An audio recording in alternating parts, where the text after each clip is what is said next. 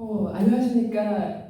저는 오늘 남해학교 유교 아카데미에 이렇게 노년의 삶과 인간관계라는 주제를 가지고 여러분을 찾아뵙게 되었습니다. 저는 강주광역시 꿈을 키우는 대안학교에서 이탁 교수로 지금 현재 강의를 하고 있는데요. 오늘 여러분을 만나는 시간이 원래는 이렇게 대면으로 같이 뵈야 되는데 코로나19로 인해서 비대면으로 여러분을 뵙게 되었잖아요. 다음에는 대면으로 볼 수 있는 시간을 기대하면서 지금 오늘 노년의 삶과 인간관계에 대한 이야기를 시작하도록 하겠습니다. 저는 정연우입니다. 만나서 반갑습니다. 실제로 이제 인생 60버트라는 얘기도 있었고 하는데 예전에는 인생은 50년이라는 이야기도 있잖아요. 인생 50년이라는 이야기도 있는데 그거는 인생이 지극히 짧다는 이야기를 하는 것 같기도 하고요. 그러다 보니까 또 인생 70고일이라고 하는데 그 말은 예전에는 인생은 그렇게 오래 살지 않았다는 이야기로 들리잖아요. 그런데 요즘에는 이제 평균 수명이 길어지면서 많은 시간들이 이제 노년의 시간들이 더 많이 사는 시간으로 지금 현재 돌아왔습니다. 그래서 오늘의 이야기가 노년의 삶을 어떻게 살면 좋은가를 얘기를 하게 되는데, 자, 우리 인생이 배터리 충전하듯이 충전이 된다면 얼마나 좋을까요? 여러분은 만약에 충전이 된다 그러면 어떻게 하고 싶으세요? 지금의 시간을 더 충전하고 싶으세요? 아니면 충전이 되어서 예전의 시간으로 충전이 되는 시간으로 돌아가고 싶으신가요? 실제로 우리가 이제 충전한 이야기가 나와서 그러는데 충전이라는 거는 우리가 살면서 너무 고단하게 살았어요. 너무 바쁘게 살다 보니까 앞만 보고 살아왔잖아요. 그리고 또 허리 희게 부모님 공양하고 앞 보고 달려오다 보니까 나를 돌아보는 시간들이 하나도 없었던 거예요. 그러한 시간들에 대한 이야기를 하고 싶은 거죠. 그래서 나만을 위해 살지도 못했던 그런 시간들에 대한 이야기가 오늘 나의 소모된 에너지로 배터리를 충전하는 시간으로 여러분에게 이야기를 던지게 되었는데요. 실제로 인생이라는 시간이 어때요? 사람들은 내가 나이를 먹어서 이제 아무것도 할 수 없다. 그 다음에 이제 뭔가를 다 했다, 마쳤다 이렇게 생각하는데 그렇게 생각하다 보면 남아있는 시간들을 어떻게 보내야 하는지 계획이 없어져 버리잖아요. 이제 제가 말하고 싶은 것은 노년이라는 것은 그렇다는 게 아니고 실제로 노년이라는 것은 저는 그렇게 생각을 합니다. 아름다운 멈춤이라고. 그래서 칠판에 한번 써서 보도록 하겠습니다. 노년은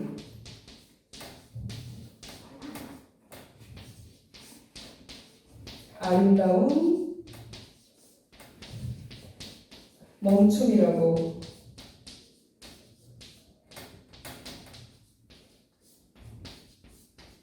얘기를 할 수가 있겠죠. 이 말의 뜻을 이제 어느 분들은 대강 이제 알아듣기도 하실 텐데요.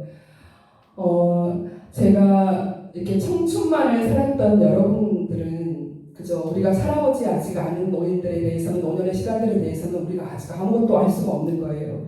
그래서 아직 살아보지 않은 노년에 대한 이야기를 하고 있는 책이 있더라고요.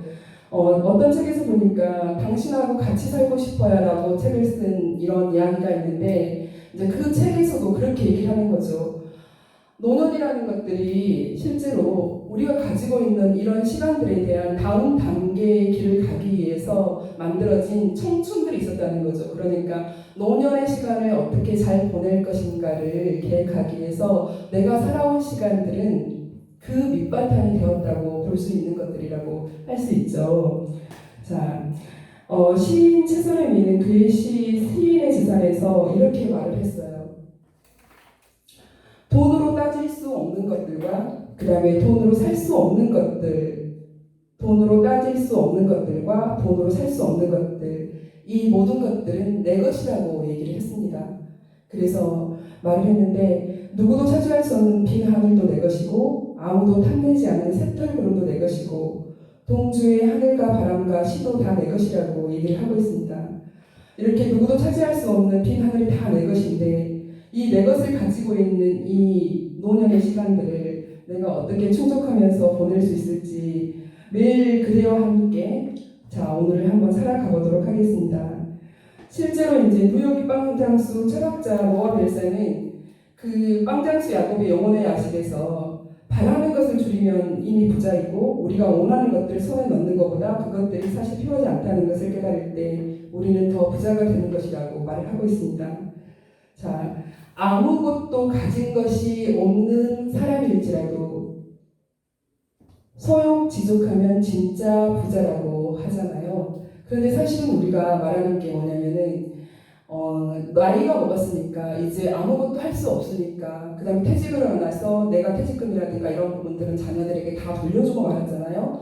그러다 보니까 내가 들고 있는 게 너무 없는 거예요. 그러다 보니까 자칫 뭘 하게 되냐면 나도 모르게 어느 만큼의 욕심을 부리게 되는데, 자, 욕심보다는 작게 가지고, 그쵸, 작은 것을 바라게 되면은 그보다 더 좋은 것은 없다. 그러한 마음들이 부자라는 것들을 얘기하고 있는 것 같아요. 시인 최선생도 마찬가지고 빵장수 야곱도 마찬가지고 그렇게.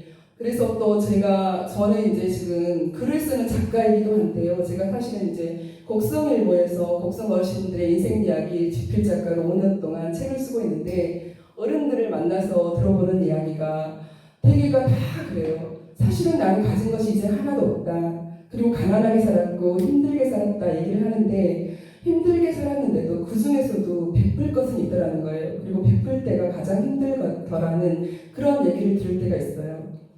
그럴 때면 저는 이제 모른 척하고 웃습니다. 아니, 그렇게 힘들고 가난하게 살았는데 이렇게 많은 것이 생기고 조금 더 이제 아이들 결혼시키고 여유가 어느 정도 생기면 내 주머니, 내 통장 두둑하게 생기는 것이 더 현명한 거 아닌가요? 모른 척하고 웃습니다. 그런데 그게 아니더라고요. 없을수록, 그쵸, 가지지 않을수록 더 베푸는 사람들이 더 많더라고요. 그래서 베푸는 것은 가졌다고 해서 베푸는 게 아니라 가지지 않았어도 나눌 수 있을 때 베푸는 건데, 그런 지혜는, 그렇게 행할 수 있는 시간은 언제 그렇게 행하냐면 젊었을 때는, 우리가 청춘이었을 때는 그렇게 하지 못한다는 거예요. 그런 지혜가 우리에게 없는 거거든요. 근데 나이가 먹을수록 그런 지혜가 생기죠. 이게 내가 지금 우리가 말하는 노년이라고 얘기를 할 수가 있겠죠. 자, 그런데 이제 실제로 노년이라고 얘기를 하게 되면은 사람들이 많은 시간들을 굉장히 허탈해하고 허무해합니다. 다 살아버린 것 같고 이제 밖에 나가면 아무것도 할 수 없을 것 같고 이런 시간들을 얘기를 하게 되는데, 어쩌면 실제로 그런 부분도 없지 않아 있겠죠. 왜 그러냐면 젊었을 때는 젊은 몸도 육체도 다 내 마음대로 따라줄 수 없고 아픈 것도 덜할 거고, 그쵸? 굳이 배터리 충전하지 않아도 내 스스로 자력으로 내 몸을 이기면서 살아오지 않았을까요?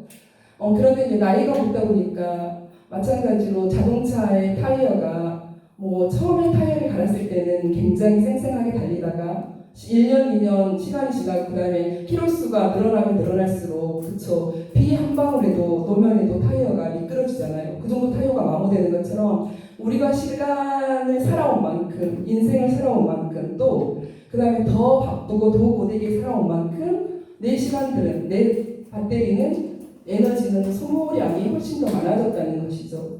근데 그러다 보니까 자칫 잘못하면 이축이 될 수가 있고, 그 다음에 또 그 우울이라든가 또 친구들 만나는 데 있어서 이런 부분들을 좀 저하고 밖에 나갔을 때 저하는 부분들이 생기게 됐죠. 그래서 이제 조언을 하고 싶은 게 있다 그러면, 노년에는 이제 이렇게 해야 될 것 같아요. 혼자 사는 방법을 터득하는 것도 굉장히 중요하다는 거죠. 자, 그래서 이제 그런 이야기를 조금 더 깊이 있게 들어가다 보면은, 아까 말한 것처럼 노년은 아름다운 멈춤이라고 얘기를 했었잖아요. 그래서 인생을 다 살았다는 얘기가 아니에요. 이제는 젊게 살고 활력 있게 살았던, 그쵸, 오로지 내 몸의 활력으로 에너지로 살았던 그 시간, 젊은 시간들은 이제 내가 이미 보낸 시간들이에요. 지금은 그 에너지 소모된 시간들을 살자는 게 아니라 그 에너지 소모를 해서 만들어진 내 안에 축적된 지혜를 가지고 이제 남아있는 노년을 살자는 거죠. 그렇다고 해서 내 몸이 아예 망가진 것은 아니잖아요. 내 건강한 육체가, 내 정신이 어느 만큼 나를 지탱하느냐에 따라서 내 몸도 나를 지탱하고 있다는 것이죠. 자, 그래서 그렇게 아름답게 지혜를 가지고 현명한 것들을 가지고 지금 현재 멈춰있는 이 시간은 노년이 아름답다는 거예요.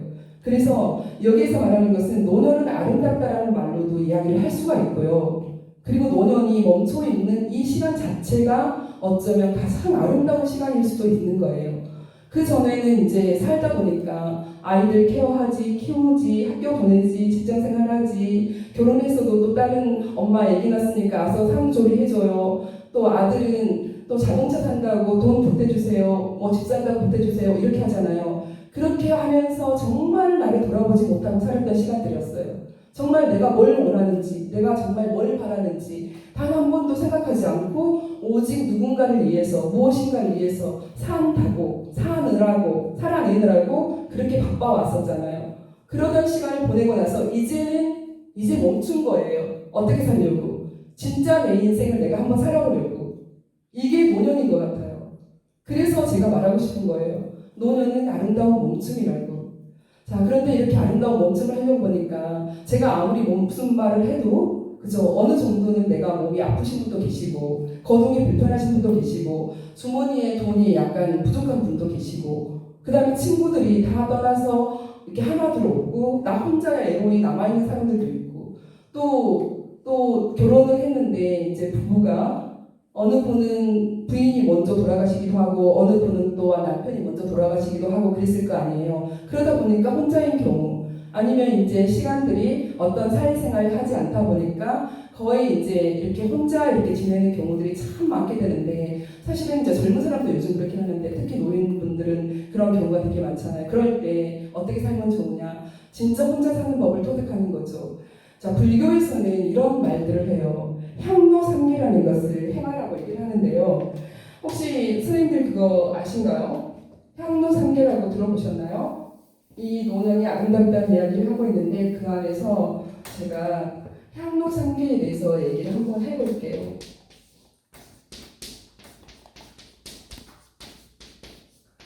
자, 향로삼계를 얘기를 하게 되는데 자, 이 말은 무슨 말이냐면은 누구에게나 노년의 시간은 온다는 거예요. 이렇게 노년의 생각을 오게 되는데 이 노년의 시간들 얼마나 긍정적이게 살 것인가. 긍정적이게 살면 살수록 행복한 시간들로 다가오겠죠. 그죠? 그래서 이렇게 행복한 노년을 보내기 위해서 향로삼계를 행해보라고 얘기를 하게 되는데 자, 이 향로삼계라는 것은 행복한 노년으로 가는 세 가지 길을 말하는 거예요.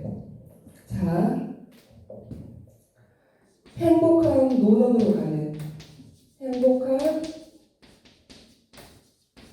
노년으로 가는 세 가지 개를 이제 얘기를 하게 되는데 자, 그 첫 번째 개가 뭐냐면은 자, 방 안에서도 혼자 놀 수 있어야 한다. 방 안에서도. 그러니까 방 안에서라고 한다 그러면 집 안에서라고 얘기를 할 수가 있겠죠. 혼자 있을 때 이야기를 하는 거예요. 나 혼자 있을 때. 나 혼자니까 고독하지 말라는 거예요. 애로워하지 말라는 거예요. 그러면 혼자 있을 때 노는 방법을 터득하게 되는데 예전에 저도 시골에서 살았어요. 예전에 저희 할머니를 보니까 할머니가 한 번씩은 어떤 때 뭐를 하고 있냐면 이렇게 패를 떼고 계시더라고요. 패가 뭐냐면 하투장이었어요. 하투를 꽃그림을 맞추는 거예요. 아, 목단이네. 아, 사네, 사땡이네. 아, 오늘은 초가 많네. 아, 오늘은 비가 오네. 이러시면서 그 초를 맞추고 그 다음에 비 오는 이렇게 하투에 나와 있는 48장의 장들을 가지고 표를 맞추기 시작하면서 시간을 이렇게 보내시더라고요. 지금 생각하니까 바로 그거였던 것 같아요. 그렇게 혼자 노는 시간들을 스스로가 이렇게 할머니 스스로도 터득하고 있었다는 것들이죠. 그렇게 혼자 노는 시간들을 찾을 줄 알아야 되고 혼자 노는 법을 알아야 된다는 거죠. 자, 혼자 노는 법에는 이런 것도 있죠. 혼자 음악 듣는 것. 노인이라고 해서 좋아하는 음악이 없는 것은 아니죠. 선생님들은 어떤 음악을 좋아하세요? 비 오는 날에는 클래식도 좋아하고 이렇게 하는데 요즘에는 어떤 게 되게 많이 하나요? 임영웅 보니까 트로트가 요즘에는 대세더라고요. 그쵸? 그래서 트로트를 보면서 또 시간을 보내게 되는데 트로트는 트로트를 연결시키고 트로트를 듣다 보면 내 인생이 거기에가 있죠. 그리고 트로트 안에서 이미자가 나오게 되고 트로트 안에서 임영웅은 어쩜 저렇게 노래를 잘한다냐라고 얘기를 하게 되고 이찬원이 노래하는 거 보면 또 아이고 애기가 무슨 노래를 저렇게 까불까불 노래도 잘한다냐 이런 말을 하게 되잖아요. 그 노래 한 가닥 한 가닥 듣는 것들 그러니까 혼자서 듣는 노래들 혼자 음악 듣기. 그 다음에 또 있어요. 나는 음악 듣는 것은 좀 그래. 그럼 뭐죠? 혼자 책 읽는 거. 그쵸? 그래서 혼자 책 읽는 것도 혼자 노는 방법 중에 하나가 되겠죠. 나는 책도 읽는데 또 좀 어떻게 몸도 마음도 좀 움직여보고 싶어 라고 얘기를 할 때, 그러네요. 바꿀 수도 있네요. 그쵸? 혼자 이렇게 노는 방법들을 터득하는 거예요. 이런 것도 있어요. 혹시 내가 목소리가 좋다든가, 뭐 내가 요즘에는 인터넷 강의라든가 이렇게 핸드폰 조작하는 것들을 많이 배우시더라고요. 나이가 드셔서도 오히려 저보다 더 잘하시는 분들 되게 많으세요. 시간 활용을 핸드폰 배우는 데다 온통 다 쓰시니까. 그래서 아이들한테 내 노래를 또는 내가 좋아하는 책을 읽어서 그걸 녹음하는 거예요. 그래서 내 손자에게, 내 친구들에게 목소리를, 내가 읽은 책의 기절들을 들려주는 거죠. 이것도 혼자 노는 방법 중에 하나죠. 아름다운 노년이라고 얘기를 했었잖아요. 그 아름다운 노년은 아주 긍정적인 노년을 살 수 있는 기회가 되어주는 거죠. 그래서 이 향로 3개 중에서 행복한 노년으로 가는 3가지 개인데 그 첫 번째 개가 뭐라고 그랬어요? 혼자 노는 법을, 방 안에서 혼자 노는 법을 체득하는 일이라고 얘기를 했었잖아요. 그런 것들. 그래서 성경책을 필사하는 분도 계시고요. 그 다음에 불교에서 뭐 반야신경이라든가 이런 것들을, 이런 부분들을 이렇게 혼자서 목소리로 되뇌이시는 분들도 계시더라고요. 이렇게 하면서 거기 안에서 즐거움을 찾는 거죠. 이게 이제 향로 3개에서 그 첫 번째 계가 될 것 같아요. 자, 두 번째 기회는요, 뭘까요? 이제 방 밖에서의 놀이가 되겠죠. 그럼 방 밖에서 놀이인데, 집 밖에서라고 얘기를 할 수 있죠. 자, 밖에 나갔어요. 친구들하고 어울려야 되고, 놀아야 되는데, 자, 그러지 못하고, 그때도 나 혼자인 거죠. 그죠? 자, 나 혼자 노는 거. 친구가 없으니까 외로워. 나 친구가 없어서 여행도 못 가겠어. 산책도 못 하겠어. 마트 가는 것도 왠지 저래. 라고 하는데, 그렇게 위축될 필요가 없다는 거죠. 방 밖에서 놀 수 있는 시간들. 자, 마트는 어차피 먹어야 되니까 어쩔 수 없어서 겨우 가기도 하기도 하죠. 그런데 그런 거 말고요. 진짜 방 밖에서, 집 밖에서 내가 마당에 나가서라도 뭔가 할 수 있는 일. 어떤 할머니는 이랬대요. 방에서 이제 남편이 돌아가시고 나서 할 일이 없는 거예요.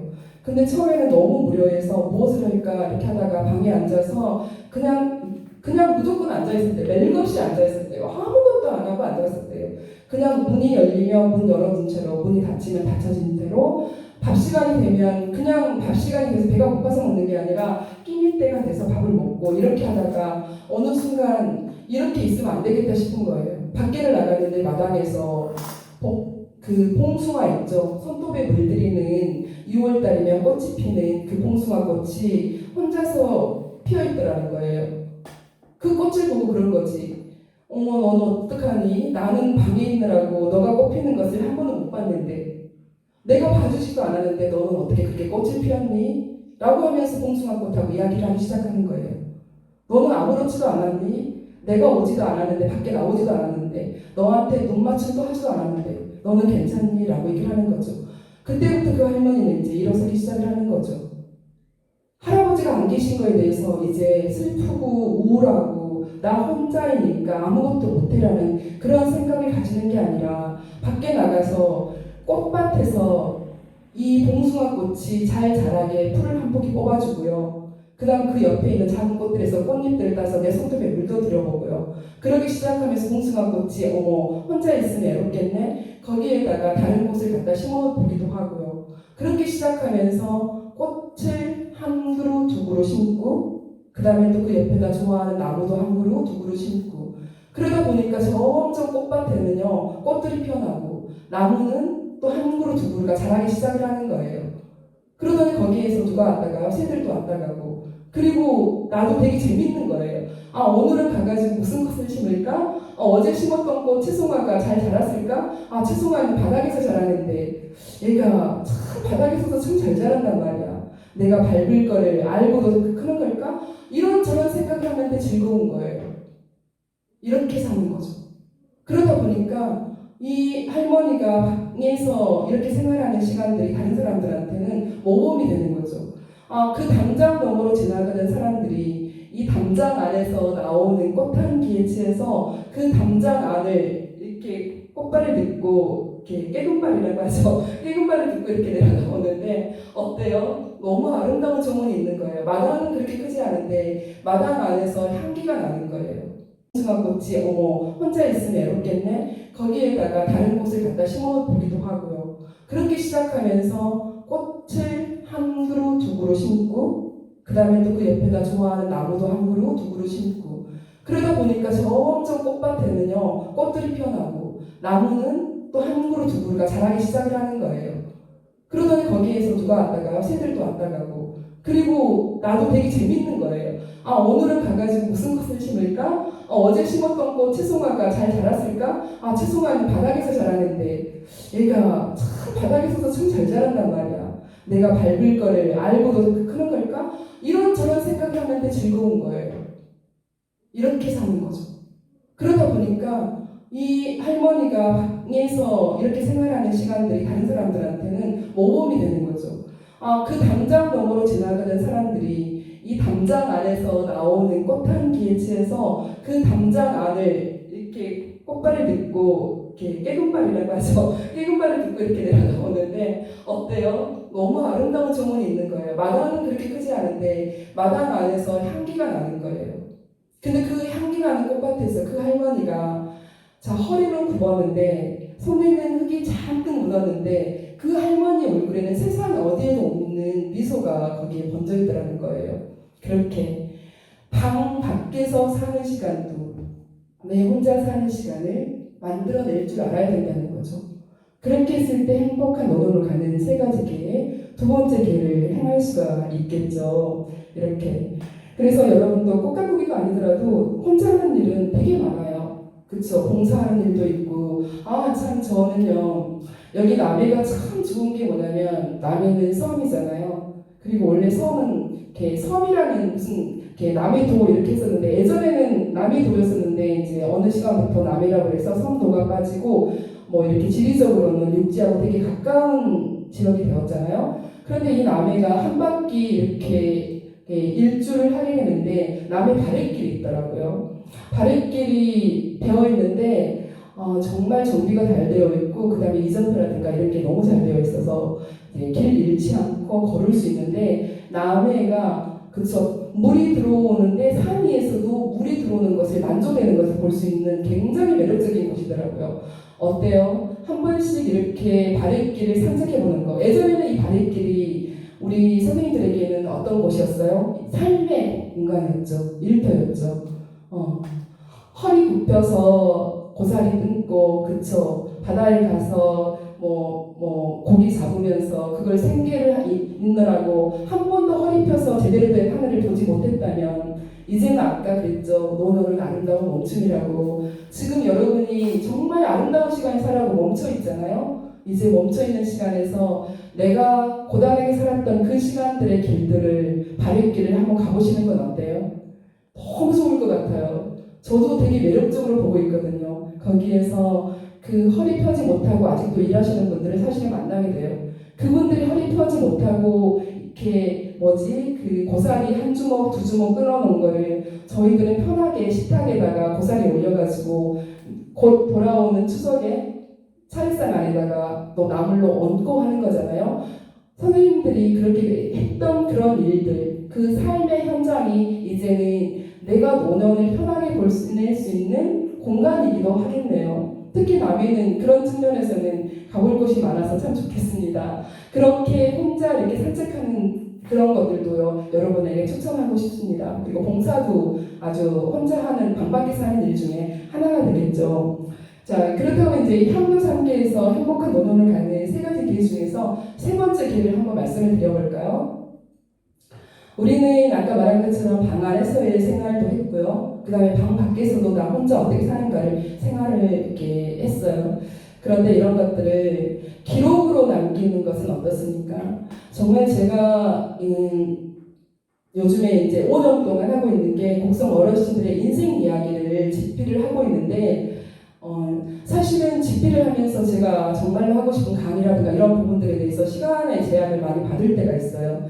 그런데 제가 그 일을 멈추지 않은 일은 멈추지 않는 이유 중에 하나가 저희가 만나는 분들은 전부 80세 이상이 되신 분들을 만나게 됩니다. 그래서 80 이전의 분들하고 이렇게 면담을 하는 게 아니라 80 이상이 되신 분들 중에서 그 80년 동안 살아온 인생에 대한 이야기를 듣게 되는데, 저는 공짜로 인생을 살고 있습니다.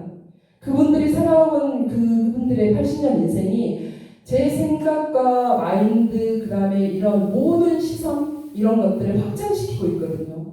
앞으로 제가 어떻게 살아야 되는지, 만약에 제가 힘이 들어서 넘어진다고 한다 그러면 그 할머니가, 할아버지가 들려줬던 그 이야기가 어쩌면 저를 이렇게 세울 거예요.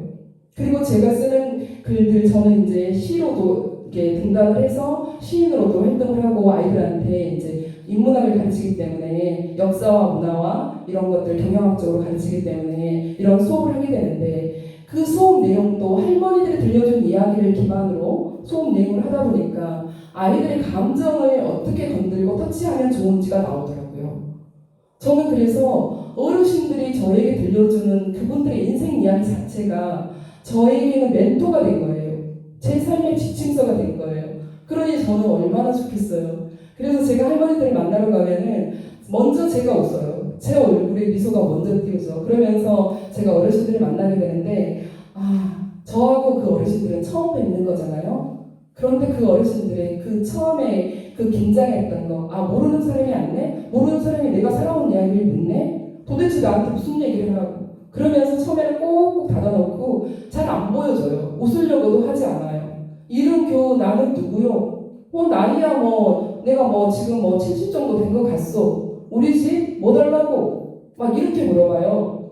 그러다가 이야기가 진행이 되고 제가 진짜로 진솔하게 당신들의 이야기를 듣고 있다는 걸 알게 된 면이 있잖아요. 정말 아파갖고 자기도 들여다보지 않았던 이야기 있죠. 나 예전에 우리 아들이 먼저 갔어. 먼저 갔는데 그놈 잃고 나서 나도 죽으려고 저기 조소주를 갔었지. 근데 조소주를 가가 왜 못 죽은 줄 안가? 집에 놓고 온 갓난아기가 아직 내 젖을 못 먹었나 봐. 내 젖이 퉁퉁 불어있더라는 거야. 그러니 먼저 간 놈 따라간다고 죽는 것이 낫겠어? 아니면은 살아있는 놈 아주 젖도 못 먹고 내 젖은 불어있는데 이거 주는 것이 낫겠어? 그러더라니까. 그래서 내가 돌아왔네. 이런 얘기를 하시는 거예요. 그럼 저도 결혼을 했잖아요. 결혼을 했는데 그런 얘기를 들었을 때 내가 아이들을 어떻게 키우고 아이들에게 어떤 마음으로 우리 아이들을 들여다봐야 되는구나, 아이들을 어떻게 사랑해야 되는구나, 이게 나온 거죠. 그러니 제가 여기에서 제가 인생을 덤으로 산다는 말이 맞겠죠.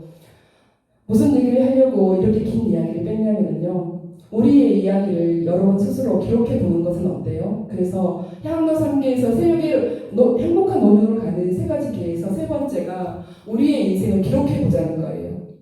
그거를 글로 써도 되고요. 그 다음에 사진으로 찍어도 남겨도 되고요. 한 장 한 장 선생님들은 예전에 노트에다가 연필로 기록하는 거를 참 잘하셨던 분들이 되게 많으시잖아요. 그래서 내 손으로 직접 내 이야기를 써보는 거예요. 길게 안 써도 돼요. 책에서 내용처럼 아주 퍼펙트하게 그렇게 쓰지 않아도 돼요. 자, 오늘은 남의 바랫길을 걸었다. 바랫길을 걸었는데 예전에는 보지 못했던 하늘이 되게 높았다. 그 다음에 가다가 옛날에 만났던 친구들도 만났다. 이렇게 걷는 거죠. 갔는데 옛날에는 이렇게 피우지 않았던 다른 꽃들이 피어있네. 여기가 강나무가 있네. 예전에도 강나무가 있었나? 이런 거죠. 그럼 선생님들이 살았을 때 보지 못했을 때 강나무는 어쩌면 아주 작은 나무였을 거예요. 선생님들이 지금까지 살아온 인생 시간을 살아오면서 그 강나무가 커가지고 어느 시점에 나도 모르는 사이에 내가 보지 않은 시간에 가로수의 강나무가 돼서 커가지고 있었을 수도 있어요. 그걸 오늘 본다면 선생님 오늘 처음 보는 거랑 마찬가지죠. 이런 얘기를 쓰는 거예요. 그 강나무가 있었구나. 이렇게. 그렇게 오늘의 이야기를 쓰는 거예요. 오늘 남의 여기 시장에 간 거죠. 시장에 갔는데 오늘의 꼬막은 보통 돌견의 이야기인데 꼬막 말고요. 남에서 나오는 꽃게 같은 거, 이런 싱싱한 꽃게 있죠. 이런 꽃게들이 지금 오늘 시세로 2마리에 얼마? 15,000원? 1kg에 15,000원인가? 이렇게 적어주는 거죠. 그래서 가지고 오늘 너무 꽃게가 싱싱하다. 그쵸? 내일 모레 고사리를 상에 얹어야 되는데 고사리를 이렇게 얹었다고 얘기를 할 수가 있겠죠. 자, 이렇게 하게 되는데 그런 이야기들을 어떻게 해요? 기록으로 남겨보는 거예요. 나중에 내가 나이를 오늘보다 10년 후에 또 5년 후에 그 시간을 먹었을 때, 나이를 먹었을 때 그걸 봤을 때 또 새로운 거게 되는 거죠. 또 요즘에는 이렇게 핸드폰들이 되게 많은 분들이 다 가지고 계시잖아요. 사진으로 예쁜 사진 찍어가지고요. 그 사진을 아이들한테 내 시선으로 보여주는 거예요. 나는 이렇게 봤는데 너는 어때? 라고. 그렇죠. 그래서 사진 한 장 한 장도 기록이 되는 거죠. 사진을 찍어서 여러분들이 그냥 사진 저기에다가 그냥 놔두지만 마시고 사진 한 장 한 장을 올려서 그 밑에다가 그 사진을 찍었을 때 당시의 감정들을 어떻게 주는 거예요? 적어주면 되는 거죠. 그럼 그게 하나의 기록이 되는 거예요. 그게 기록물로 챕터가 돼서 쌓이게 되면 어쩌면 내 인생 이야기가 되지 않을까요? 그런 얘기를 여러분들에게 해주고 싶어요. 그렇죠? 그래서 이렇게 사진이라든가 글이라든가 이런 것들을 많이 잘 써가지고 친구들에게 그다음에 자녀들에게 이렇게 보내주다 보면은 굉장히 좋은 인간관계가 형성이 될 것 같아요. 이 사람이 나한테 이 사진을 보냈네? 뜬금없네? 왜 도대체 이 사람하고 나하고 친했었나? 그 시간부터 시작할 수도 있어요. 그분하고 인간관계가. 막연히 예전에는 전화번호 하나 있었던 이 사람인데 내가 생각하는 그런 부분들을 사진으로 보내거나 좋아하는 글을 글로 써서 보내거나 나는 오늘 바닷길을 걸었는데 바닷길 하늘이 참 좋았다네. 하늘의 구름들이 어쩜 저렇게 새털 구름처럼 그렇게 유유자적하며 저렇게 지나갈 수 있을까? 나는 그것을 보는데 가슴이 뭉클했다네.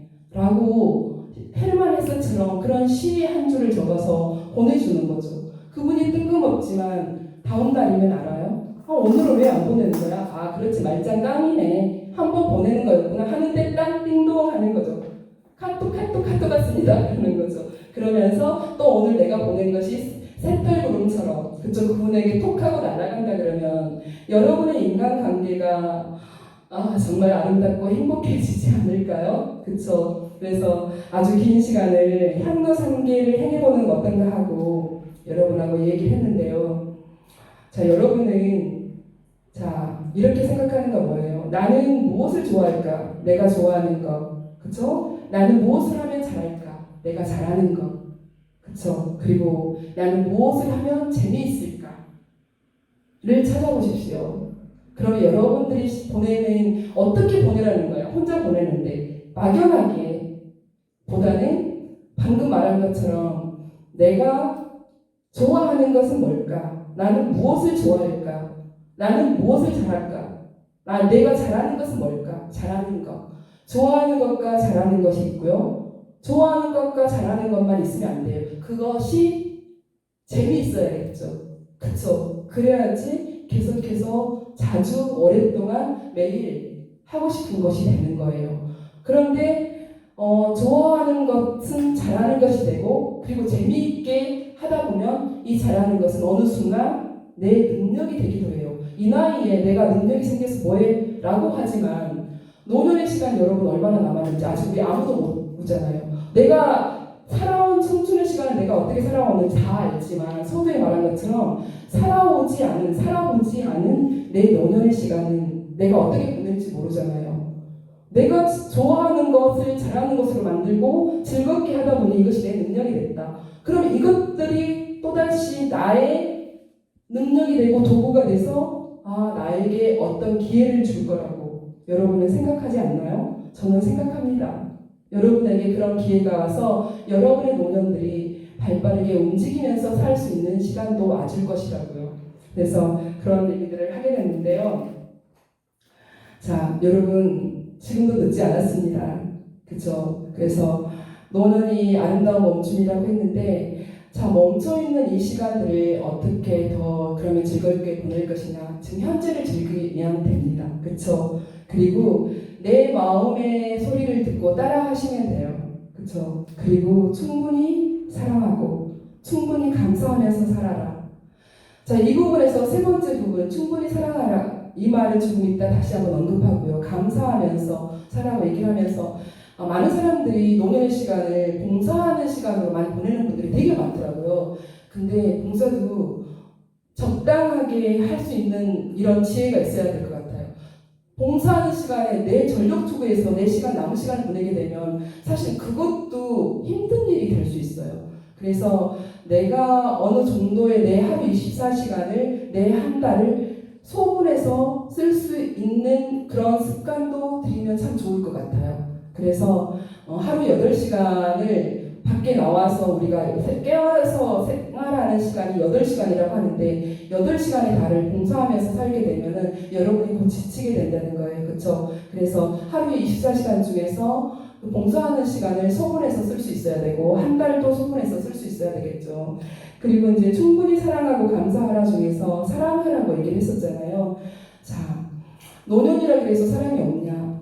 사랑이 있겠죠. 그래서 노인들의 이제 이런 성 문제들이 굉장히 많은 사람들에게 관심이 되고는 있는데 노인들이 노년에 서로 이렇게 사랑을 하거나 이렇게 하게 되면 불편한 시각으로 보는 사람들도 더러 있다고 얘기를 해요. 근데 절대 그건 불편한 사랑이 아닙니다. 시각이 아니에요. 그렇죠? 그래서 내가 좋아하는 친구들과 그 다음에 또 부부 관계가 이렇게 있다 그러면 같이 웃고 떠들고 그쵸 같이 손 잡고 산책하고 그쵸 이렇게 보낼 수 있다고 하는 것도 굉장히 의미 있는 시간이 될 것 같아요. 그쵸 그래서 실제로 감사는 모두에게 하는 게 좋은데 그렇다고 제가 아까 말한 것처럼 너무 많은 시간 봉사하는데 시간 보내지 말라고 얘기를 했었죠. 자 무엇을 하든 적당하게 하는 법도 습관들에서 하라고 얘기를 했는데 제가 두고 갖고 온 게 있습니다. 셰익스피어는 사랑은 눈으로 보지 않고 마음으로 본다라고 얘기를 했어요. 그의 말처럼 사랑하기 위해서는 사랑을 보여주는 것이 굉장히 중요합니다. 친구에게, 그쵸, 옆에 있는 사람들에게 내가 옆에 당신을, 친구를 굉장히 우정 있게 우애로 당신을 사랑한다는 걸 보여주고 내 와이프에게, 그쵸, 내 남편에게 지금 사랑한다는 것을 보여줄 필요가 있어요. 그쵸? 예전에는 바빠서 그쵸? 소원해지는 관계들도 있을 수 있는데 지금은 이제 굳이 그럴 필요가 없다는 거죠. 부부관계가 부부만 안다고 하는데 그 안에서 우리가 살아왔던 시간들을 한번 되짚어서 사랑이 있었다면 그 사랑을 찾아서 한 번 정도는 사랑을 보여주는 거 어떠세요? 괜찮죠? 자, 사람을 사랑할 때 리차드 칼슨이 말하는 방법을 이렇게 동원하라고 했는데 이 이야기를 끝으로 노년의 삶에 대한 이야기를 한 목지를 얘기를 마치도록 할게요. 자, 어떻게 사랑할까요? 자, 그 방법 중 하나는 공감하는 거예요. 그렇죠? 다른 사람이 마음으로 하는 말을 마음으로 경청하는 겁니다. 두 번째는 나누는 일입니다. 생각과 지식, 감정, 그리고 신념을 진심으로 진솔하게 나눌 수 있어야 되는 거예요. 내가 무엇이라도 하나라도 거짓으로 그 다음에 이성으로 대하게 되면은 모를 것 같죠. 선생님들은 더 잘 아시죠. 절대 모르지 않다는 거. 그리고 들키지 않는 비밀은 없다는 거예요. 이렇게 그래서 나누는 일들 나눌 때는 진심으로 나누라는 거. 그렇죠. 거짓이라든가 이런 걸로 절대로 이렇게 포장하거나 무장하지 말라는 거예요. 자, 사랑할 때 세 번째 인정한다. 신뢰와 가치 부여, 존중, 감사와 격려로 다른 사람을 긍정해준다. 굉장히 중요한 것 같아요. 자, 이 긍정이라는 말, 그쵸? 어떤 경우에는 친구가 잘 되면 사돈이 배 아픈 것처럼 긍정하지 않은 사람들이 너무나 많습니다. 제가 시간이 되니까 저렇게 됐겠지. 제가 부장으로 승진했어? 될 때가 되니까 했겠지. 제 공부 1등 했다면 누구네 집 자식은 판검사가 됐다면 아이고 나도 그 사람처럼 돈 많았으면 가르칠 수 있었어 라고 하는 게 아니라 아이고 참 잘됐다. 누구라도 잘 되면 좋지. 네가 잘 되면 내가 커피 한 잔이라도 그 집 가서 맛있는 뜨거운 커피 한 잔 먹겠지. 우리 동네가 잘 되면 어때? 우리 동네에 전기 전등이라도 이게 새로 오겠지. 이렇게 모든 것들을 긍정적으로 그리고 누가 잘 되더라도 누가 어떤 일을 하더라도 긍정적으로 받아들일 수 있는 이런 것들 필요하죠. 이게 사랑할 때 세 번째이고요. 그 다음에 희생한다. 자, 희생이라는 것은 뭐냐면은 내가 아까워서 내 시간과 노력, 돈들을 다 어떻게 내가 매번 다 해라고 얘기를 하게 되는데 돈이 있어서 시간이 있어서 희생하고 하는 게 아니라 그 안에는 내가 가진 배려, 내가 가진 그 사람에 대한 애정, 그쵸? 신뢰 이런 것들로 그 부분에 대한 희생을 하는 겁니다. 자식에게 어때요? 시간과 그다음 돈과 이런 것들을 계산하고 자식에게 모든 걸 희생하는 건 아니잖아요. 내가 가진 그 아이에 대한, 그 아이를 어떻게 사회성운으로 키울 것인가에 대한 이런 배려. 내가 이 아이를 결혼시키고 나면 나도 나이를 먹고 우리는 공동체이지만 한 가족이긴 하지만 그 아이는 그 가족을 이루고 살고 나는 내 가정을 이루고 살기 때문에 엄연하게는 객체가 돼버리는 거예요. 개인적인 삶이 되기도 해요. 그럼에도 불구하고 그 아이들이 잘 되기를 내가 희생하고 몸바쳐 사는 이유는 뭐냐면 그 아이가 어떻게 하면 살기 위해서 사회성운으로 살기 위해서 내가 몸바쳐서 할 수 있는 시간을 희생해서 사는 거죠. 내 친구에게도 마찬가지예요. 내 친구가 힘들고 외로울 때, 고달플 때 내가 돈으로는 못 도와주지만 마음으로, 진정 마음으로 너가 잘 되기를 기도할게. 정말 돈이 없어서 여기 향교 옆에 보니까 버둥사 있더라고요. 가가지고 기도해 주는 거, 그것도 그 사람에 대한 나의 시간, 마음을 희생하는 거겠죠. 이런 희생이 필요한 거죠. 이게 사랑으로 가는, 사랑하는 사람에 대한 방법 네 번째 이야기가 되겠죠. 그리고 기도한다. 다른 사람을 위해서 진심으로 일하고 그 사람을 위해서 신에게 기도를 하는데 내 지혜를 모아서 내 생각을 얹어서 그 사람을 위해서 기도하는 것. 그것을 하다 보면 결국 내 노년의 삶에 의해서 내가 신뢰하고 그다음 배려하고 희생하고 봉사한 것들이 나에게 돌아와서 누군가 나에게도 그렇게 하겠죠. 아름답게 멈춰있는 내 노년의 시간들이 어때요? 나의 긍정적인 태도로 인해서 나도 긍정적인 것들을, 배려를, 사랑을 받게 되겠죠. 여러분들의 노년의 시간들이 더 아름다울 수 있기를, 더 건강할 수 있기를 오늘 저도 기도하겠습니다. 자, 노년의 삶에 대한 이야기는 이 부분에서 마치도록 하겠습니다. 들어주셔서 감사합니다. 노년의 삶과 인간관계에서 그 두 번째 인간관계에 대한 이야기를 이어서 하도록 하겠습니다. 사람들은 인간관계에 대한 이야기를 되게 중요하게 생각하죠. 물론 실제로도 인간관계가 굉장히 중요하고요. 속담에 이런 말들이 있죠. 인간 같지 않다. 그 말은 무슨 말이에요? 인간으로서 마땅히 해야 할 일을 하지 않거나 품행이 단정하지 않은 사람들을 이르러서 인간 같지 않다라는 말을 하기도 하죠. 또 이런 말이 있어요. 인간 구제는 지옥 밑이라고. 어떤 사람들을 어려울 때, 굉장히 힘들 때 그 사람을 도와주고 구제해 줬는데 그 사람으로부터 해를 입을 때가 있어요. 그죠? 그러니 오히려 도와주지 못하게 돼버린 거죠.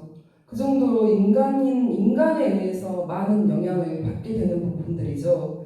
아까 첫 번째 우리 노년의 삶에서도 마찬가지로 우리들이 어떤 인간관계를 맺느냐에 따라서 그쵸 내 노년이 좀 더 풍요로울 수도 있었을 텐데 그런 부분들 혼자 놀기를 하면서 내가 기록을 하고 사진을 보내거나 했을 때 그쵸 내가 보내는 사진에 의해서 내가 보낼 사진은 기록물들이 많을 때 그쵸 들여다볼 수 있는 부분이 나에게도 좋은 인간관계를 맺을 수 있는 사람들 인간관계가 형성되고 있구나를 어때요? 가늠할 수가 있었죠. 그런 부분들 실제로 미국 브리검 경영대학팀에서 30만 8천 명을 대상으로 148건의 대인관계와의 관련된 연구를 했습니다.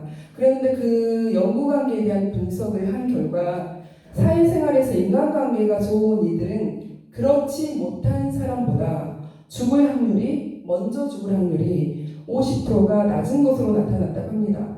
그러니까 인간관계가 좋은 사람들은 더 오래 산다는 이야기를 하고 있는 거죠. 실제로 여자들이 우리 보편적으로 여성들이 평균 수명이 남자분들보다 9세 정도 이렇게 길다는 보고가 있잖아요. 저희 인구 리서치를 할 때도 그런 것들이 보이게 되는데 그만큼 여성분들이 더 오래 산다고 얘기를 하는데 들여다보면 여자들은 자기가 가지고 있는 생각들이라든가 이런 것들을 표출하고 토해냅니다. 그러면서 많은 사람들하고 대인관계, 인간관계를 형성하게 되는 것들이죠. 그러다 보니까 그들이 가지고 있는 속앓이를 풀어서도 오래 살기도 하겠지만 실제로 그들에게서 여성들이 가지고 있는 인간관계는 남성들보다 훨씬 더 유연하게 이렇게 관계를 맺어간다는 것을 알 수가 있는 그런 조사였다고 할 수가 있겠죠. 그래서 여성이 남성보다 더 오래 사는 이유를 봤더니 인간관계에서 적극적이다라고 이렇게 연구가 되었다고 합니다. 그래서 인간관계가 건강에도 영향을 미친다. 아까 인간관계가 좋은 사람들은 그렇지 못한 사람보다 더 죽을 확률이 어때요? 50%가 낮다라고 얘기했었잖아요. 인간관계가 좋은 사람은 더 빨리 죽지 않는다라는 그런 말이었죠. 이 연구를 주도한 줄리안 홀트 룬스타 교수가 대인관계 부족은 하루에 담배를 15개비 피우는 것과 같고 그 다음에 알코올 중독자가 되는 것처럼 나쁜 영향을 미치며 비만보다도 2배나 더 해롭다고 그렇게 결론을 내렸습니다. 그러니까 대인관계를 이렇게 소홀히 하고 원활하게 하지 않게 됨으로 인해서 내가 얼마나 고독하고 힘들 것인지, 고독하고 힘들다는 것은 결국은 뭐가 되냐면 혼자 되는 시간이 훨씬 더 많아지는 거고, 혼자 되는 시간들은 나중에는 뭐가 되냐면 우울증이라든가 저우울증 이런 쪽으로도 영향을 미치게 되는 거죠. 결국은 이게 뭐가 되는 거예요? 내가 받는 스트레스가 되는 거죠. 내 안에 독이 쌓이게 되는 것이고, 이렇게 폐가 나빠지거나 그 다음에 심장이 나빠지거나 간이 영향을 받게 되는 거죠. 그래서 인간관계가 원활하지 못하게 되면은 건강에도 영향을 받는다라는 결론을 얻게 된 겁니다. 자, 요즘에 이런 거 되게 많죠. SNS를 통해서 아이들이 모든 생활을 합니다. 저희가 이제 그 SNS 굉장히 많이 활발하게 요즘 세대가 많이 움직이고 있고, 저희 집도 이제 애들이 3명이고, 그 다음에 저희 부부가 이렇게 살고 있는데, 전부 다 각자 핸드폰을 다 하나씩 다 들고 있습니다. 자동차도 마찬가지지만, 그래 저희 집만 그러는 게 아니라 요즘에는 거의 모든 가정들이 이 핸드폰들을 다 들고 있더라고요. 예, 그렇게 하다 보니까 모든 대화가 이제는 스마트폰, 핸드폰으로 대화가 이루어지는 거예요. 예전에는 밥상 앞에서 둘러 앉아서 밥을 먹고 이렇게 했었는데, 실제로는 밥을 먹는 시간도 줄어들었는데 밥을 먹으면서조차도 어떻게 합니까? 핸드폰을 보면서 밥 한 숟 넣으면서 눈은 엄마 아빠하고 또 나도 마찬가지로 자식들하고 눈을 잘 안 맞추게 되는 거예요. 전부 다 핸드폰에다 고개를 떨구고, 그렇죠? 고개를 떨구고 밥을 먹고 있고, 밖에 나가서 또 지하철을 타서 보시면 선생님들 아시잖아요. 지하철에 가게 되면은 거의 대부분의 많은 사람들이 뭐를 하고 있어요? 전부 다 핸드폰을 쳐다보고 있는 거예요. 뭐 한 2-3사람 정도는 눈을 감고 있거나 또 다른 창밖을 주시하는 사람도 있긴 하겠지만은 거의 많은 사람들이 이렇게 SNS로 이제 소통을 하고 있는데, 결국에는 우리가 서로 이렇게 아이 컨택을 하면서 대면을 하면서 얼굴을 보면서 서로 내가 하고 싶은 말을 전달하고 이야기를 듣고 이렇게 했던 시간들에는 뭐 갈등이라든가 오해의 소지가 굉장히 줄었었어요. 그래서 지금은 얼굴을 보지 않고 얘기를 하다 보니까 이 사람이 같은 말을 하더라도 어떤 표정으로 어떤 속내를 가지고 하는지 읽어낼 수가 없게 되는 것들이죠. 그러다 보니까 갈등의 소지가 생기게 되는 것이고, 갈등의 소지는 뭐를 낳아요? 인간관계를 불편하게 하는 것들이 되는 거죠. 그러다 보니까 성숙한 인간관계가 이루어지지 못하게 되는 거예요. 성숙한 인간관계가 이루어지지 못하다 보면은 그 다음에 친구 관계에서도 소원해지게 되는 것들이고, 요즘에는 뭐 페이스북이라든가 뭐 인스타라든가 그 다음에 블로그를 통해서 많은 사람들이 서로의 관계들에 대해서 내 글을 읽어주면 좋아요도 누르고 그 다음 댓글도 달고 얘기를 하고 친구 맺기도 하게 되는데, 자, 이 부분에 대한 이야기를 좀 더 깊이 들어가 볼까요? 이렇게 스마트폰이 일상화되기 시작하면서 이렇게 눈을 들지 않은 채 스마트폰으로 일을 하는 친구들이 너무 많아지고 시작했어요. 실제로 스마트폰을 쓰다 보니까 뭐가 되냐면 이 손목 관절이 오게 되고, 그 다음에 이 목은 거북이 목이 되는 거예요. 그죠? 나도 모르는 사이에 내가 공부를 열심히 하지 않았는데도 매번 나는 고개 들어서 허리를 빳빳하게 펴지 않은 상태에서 계속 고개를 숙이고 스마트폰으로 손으로 글씨를 써야 되고, 그 다음에 목은 항상 어때요? 바닥을 쳐다보고 있게 되는 것들이죠. 손목 관절을 생각하지도 않은 채 스마트폰으로 하루 종일 이야기를 하는 거예요. 하루 종일 이야기를 하지 않다 보니까 내 입으로 말하는 단어들이 몇 개 없다는 거예요. 그러다 보니까 이제 목소리 듣기도 힘들어지고 소통의 시간들은 점점 줄고 이렇게 되는 것들이죠. 마찬가지로 우리 학생들이 가장 심하죠. 자, 그래서 내 옆에 있는 사람들하고 소통하고 관계 맺는데 굉장히 미숙한 것이 지금의 현실인데, 자, 시사진을 2010년에 노진석 기자가 쓴 글이 있어요. 자, 이분이 연구한 이야기는 취재를 했었는데, 지난 20년 동안 경제와 기술은 발전했지만 마음을 터놓고 이야기 나눌 친구가 없다는 것을 느끼는 미국인이 3배나 증가했다고 얘기를 했어요. 그 말은 뭐냐면 우리 2010년도 이야기예요. 그럼 벌써 10년도 더 되기 전부터 우리나라는 어때요? 스마트폰이라든가 핸드폰이라든가 이 통신 기술의 발달을 굉장히 빨리 가져와가지고, 그죠? 거기에 대해서 굉장히 자부심이 강했던 그런 시간대가 2010년대라고 얘기를 할 수가 있겠죠. 그럴 때 우리들은 어땠어요? 굉장히 우쭐했었죠.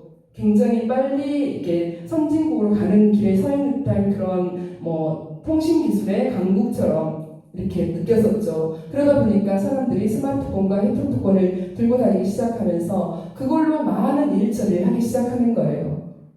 그러다 보니까는 아까 말한 것처럼 친구들하고 대화를 하지 않는 거죠. 그러다 보니까 소통하지 않고 대화하지 않은 친구들이 우리들이 엄청 거의 주변에 많은 사람들이 있었다고 얘기를 할 수가 있겠죠. 근데 그것을 들여다보는 미국인들이 그것을 들여다봤을 때 외국인들이 우리나라에 와서 그것을 들여다봤는데 그런 것들이 3배 정도를 늘었다라고 얘기를 하게 되는 거예요. 그 정도로 우리나라가 이제는 스마트폰에서 어때요? 통신 속에서 우리가 이야기를 하고 있다는 거죠. 그런 액정 속에서 이야기하고 있다고 하는데 마음을 터놓고 이야기할 수 없다는 것은 어때요? 굉장히 이제 재미가 없는 시간이 되는 거죠. 예전에는 우리가 밥상머리 교육이라고 해가지고 밥을 먹을 때도 지금은 이제 핵가족화가 돼가지고 그런 경우가 더 많이 줄었는데 예전에는 아버지, 그 다음에 할아버지, 할머니, 그 다음에 엄마, 아들 이렇게 같이 밥을 먹게 되는데 저희가 수저를 들기 전에 아버지가 수저 들기 전에 아이가 수저 드는 법은 없었어요.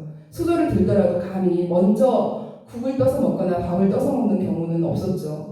그 정도로 밥상머리에서 그런 교육들이 되는 거고 아버지는 밥상머리에서 뭐라고 말을 하는 거예요. 하고 기침 한마디면 뭐가 됐어요. 그것이 이제 밥 먹어도 된다. 잘 있었냐.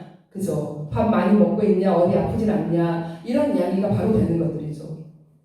아버지가 굳이 오늘은 뭐 했느냐고 물어보지 않아도 그죠? 그 자리에서 아버지의 기침 하나가 어땠어요? 자녀들에게 좋은 모범이 되고 표본이 되었던 그런 시간이었죠.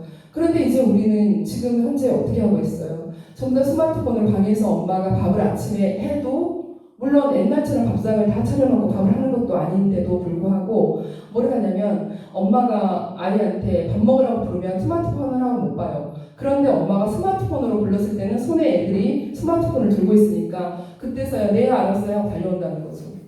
방문 하나도 스마트폰으로 연결되어서 스마트폰을 통해서 지금 현재 소통이 되고 있는 그런 현상이라고 얘기를 할 수가 있겠죠.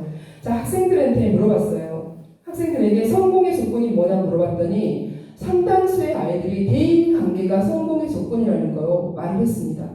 그럼 아이들은 대인관계가, 인간관계가 굉장히 중요하다는 것을 알고 있다는 거죠. 그러면 너희들이 지금 현재 인간관계를 제대로 하고 있느냐, 대인관계를 제대로 하고 있느냐라고 물어봤을 때 아니요라고 답합니다. 왜 아니냐고 물어봤을 때 아이들은 뭐냐면 친구들하고 말하는 것이 불편해요라고 얘기를 합니다. 그 말은 무슨 말이에요? 평소에 아이들은 자기들끼리도 대화를 하면서 지내지는 않는다는 거죠. 핸드폰이 아니고 스마트폰이 아니고 그냥 면대면으로 얼굴을 보고 대화를 하면서 지내는 게 아니라 책상 앞에서도 책상 옆에서도 의자 하나 사이에 두고서도 아이들은 핸드폰으로 얘기를 한다는 거예요. 오늘 뭐해? 오늘 수업 시간은 뭐야? 다음 시간은 뭐야? 오늘 어디 갈 거야? 너는 어제 뭐 했어? 어디 아팠어? 그래 알았어 라고 얘기를 한다는 거죠. 내 감정마저도 어떻게 전달을 해요? 이모티콘으로 전달을 하는 거예요. 아이고 좋아 하면 옛날에는 어이구 좋았어 하면서 토닥토닥 하면서 아이 터치하면서 이렇게 했었잖아요. 근데 요즘에는 어때요? 내가 좋아하는 것도 이 폰 속에 들어있는 이모티콘으로 좋아한다는 말을 하고 있는 거예요. 그리고 내 감정이 슬프면 슬프다는 것도 이모티콘으로 하고 있다는 거예요. 그러다 보니까 대인 관계가 어때 불통이 되고 있다는 거를 아이들도 알고 있다는 거죠. 그럼 대인 관계가 중요하다는 걸 알고 있는데 대인 관계를 해야 되지 않겠니 했더니 아이들이 아까 그랬다고 했잖아요. 불편하다고. 하는 것이 불편하다고. 익숙하지 않기 때문이죠. 지금 현재 그렇게 되고 있다는 거예요. 그래서 대다수 학생들이 SNS를 통해서 소통을 하고 있는데 이 학생들이 지금 현재 무엇이 문제라고 생각을 합니까? 결국에는 친구들하고 소통하는 법을 모르고 살고 있다는 거예요. 소통하는 법을 모르고 살고 있다 보니까 어떻게 되는 거죠? 결국에는 어떤 문제가 생겼을 때 그 문제를 해결할 수 있는 방법도 찾지 못한다는 거죠. 결국에는 이제 인간관계와 갈등이라는 요소가 발생을 하게 되는 거예요. 그리고 이제 그런 갈등을 해소를 해야 되는데 어떻게 갈등을 해소를 해요? 해소 안 해도 상관없어. 왜? 안 보면 돼. 왜? 안 보면 친구가 없잖아. 옆에 친구 없잖아. 아니야, 괜찮아. 나 있잖아. 인스타에 가면 팔로워들 되게 많아. 그리고 내가 있잖아. 나한테 친구 맺기 해온 친구들 너무나 많은걸? 한 3,000명은 될걸? 이라고 말합니다. 그러니까 오늘 나랑 갈등을 맺었던 친구하고 그거에 대해서 해소하고 넘어가지 않아도 1명 정도는 아무렇지도 않다는 거죠. 그런데 말입니다. 정말로 인터넷에서 그렇게 팔로워에서 페이스북에서 친구 맺기를 했던 그 친구들, 그 3,000명이고 100명이고 됐던 그 친구들이 진짜 나랑 소통이 되는 친구들일까요? 또 물어봤습니다. 그럼 그 친구들은 정말 나랑 정말 소통이 되는 친구들이냐고. 그 청소년들이 또 답을 합니다. 아니면 말고 라고.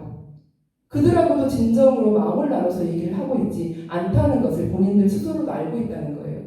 정말 알고 있는 거, 정말 알고 있는 거. 대인관계가 중요하다는 것은 알고 있는데 그 대인관계를 어떻게 유지해 가는 거에 대해서 사실은 교육이 필요하지 않겠습니까? 정말 우리들이 가르쳐줘야 되는 그런 부분이라고 생각을 합니다. 그래서 친구 맺기가 가져온 것들보다 정말로 마음을 터놓고 이야기를 나누고 나를 어루만질 수 있는 이런 관계들이 훨씬 더 좋은 관계가 될 것 같지 않으세요? 그렇죠?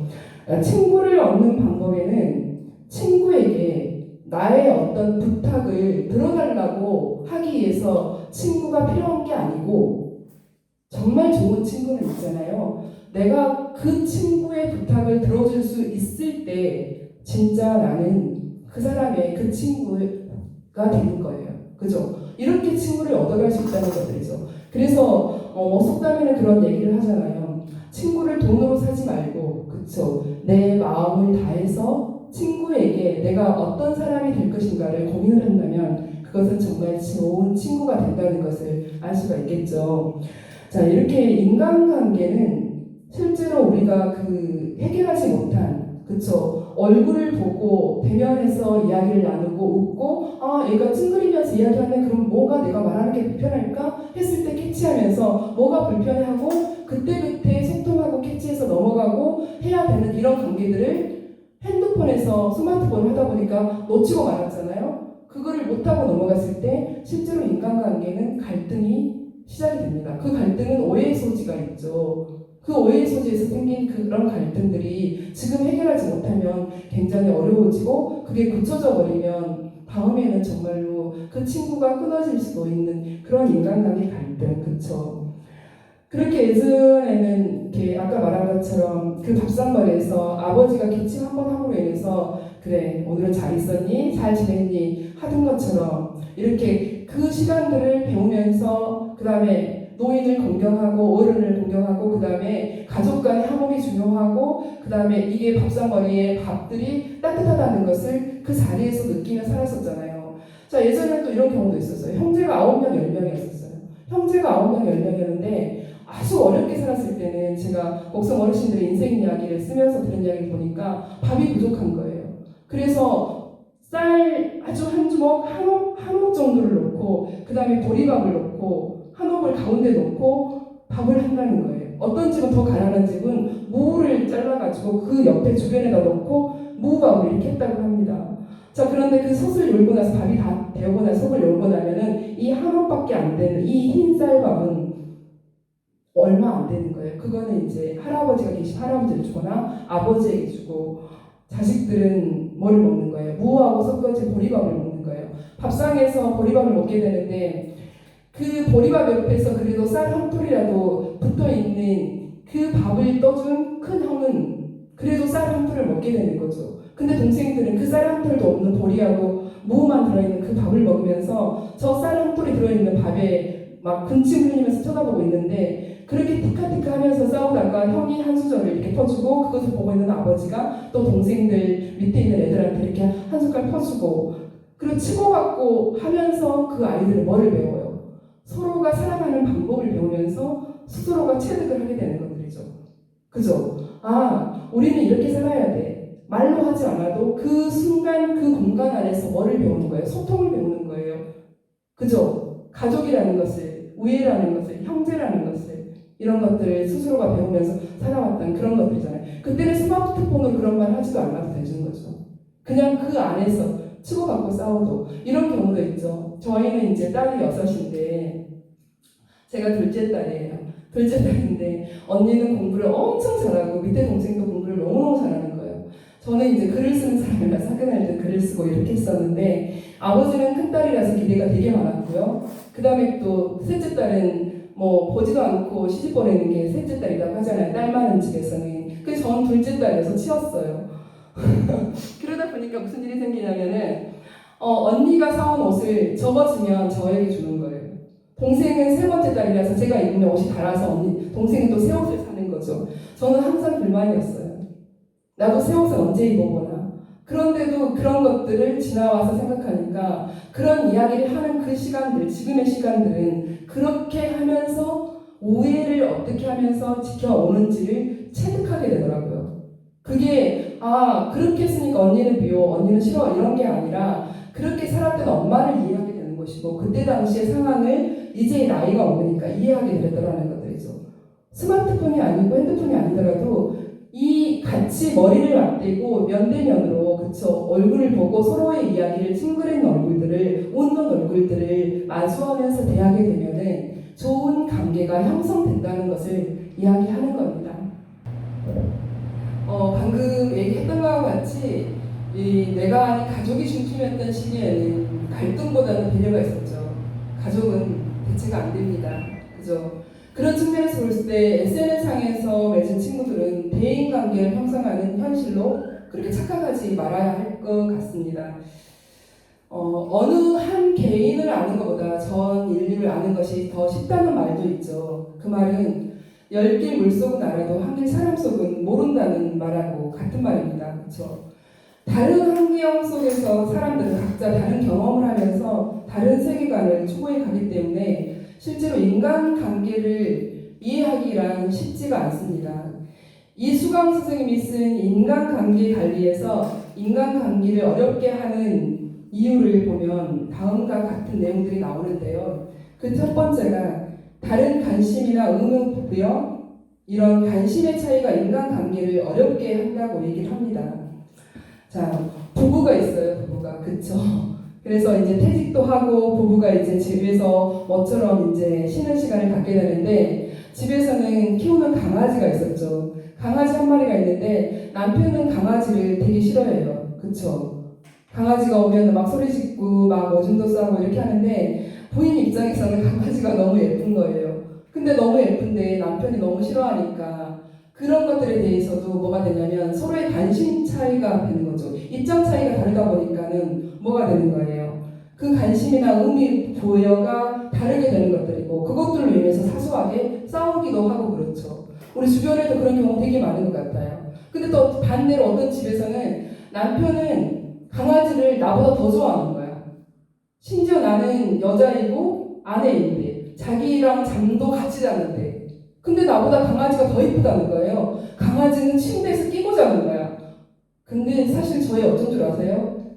저 남편하고 남편 옆에서 끼고 잘 때는요 신혼 초고 지금은 아닌 것 같아요. 근데 강아지는 되게 더 좋을까요? 이런 것도 관심의 차이로 어떤 인간관계 예를 들자면 인간관계를 어렵게 하는 이유가 되겠죠. 그리고 이제 인간관계를 어렵게 하는 그 두 번째를 보니까 각자는 서로와는 다른 가치관을 지니고 있기 때문이다 라고 얘기합니다. 서로 다른 가치관 뭘까요? 낯선 그림책 읽기라는 세계에서 그 책에서는 이렇게 말을 합니다. 할아버지가 손주에게 글을 읽어주고 있어요. 그림책의 글을 읽어주게 되는데 손주가 바라보는 이 그림책의 그림과 할아버지가 바라보는 이 그림책의 그림이 같을까요? 다를까요? 다르겠죠. 할아버지는 당신이 살아온 80년의 인생이 내 머릿속에 내 가치관 정립으로 확고하게 서 있는 거예요. 아이는 할아버지보다 몇 개월밖에 안 살았기 때문에 아주 작은 시간을 살아온 가치관이 있다면 그 작은 시간에 대한 이야기가 있겠죠.